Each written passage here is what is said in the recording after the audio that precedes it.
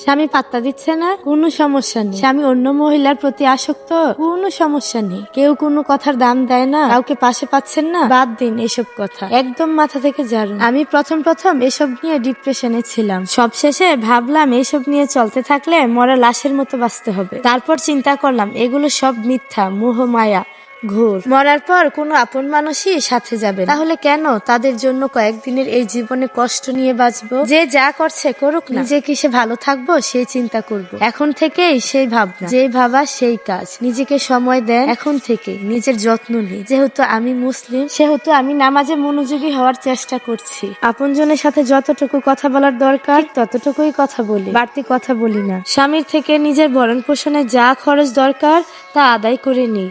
সে এখন কি করলো, কার সাথে কথা বললো, তা নিয়ে মোটেও একদম চিন্তা করি না। বিশ্বাস করেন এখন না খুব ভালো আছি, মানসিক ভাবেও খুব শান্তিতে আছি। অনেকে এইসব আপন মানুষের জন্য ডিপ্রেশনে ভুগছে, তাদের বলছি আমার মতো করে ওইসব কাটিয়ে উঠতে শিখুন। যখন মনে আসবে আপনি খুব একা, কাউকে খুব দরকার, ভালোবাসার দরকার, তখনই কথাটা ভাববেন দুনিয়ায় একা আসছেন, একাই যেতে হবে। যাদের জন্য ভাবছেন তারা আপনার সাথে যাবে না। বেঁচে থাকতেই যারা মূল্যায়ন করলো না, আপনি মরলেও কারো যায় আসে না। তাই নিজের জন্য বাঁচুন, শুধু নিজেকে নিয়ে ভাবুন নিজে কিভাবে ভালো